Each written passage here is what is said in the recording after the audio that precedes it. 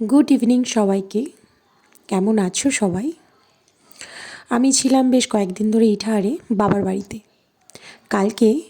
আগামীকালকে যাচ্ছি আমি শ্বশুর বাড়িতে।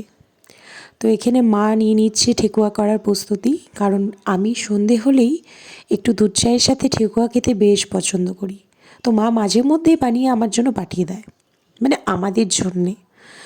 তো যাই হোক, মা এখানে যা যা প্রস্তুতি করার সেগুলোই করছে।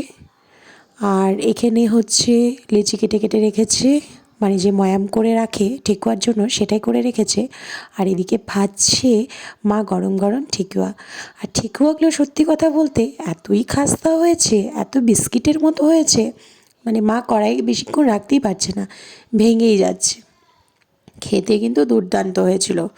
আর তাই আমি একটু কাছ থেকে হাতে নিয়ে দেখালাম, দেখো এখানে বোঝাই যাচ্ছে ঠেকুয়াটা ভেঙে ভেঙে যাচ্ছে, প্রচণ্ড খাস্তা হয়েছিল।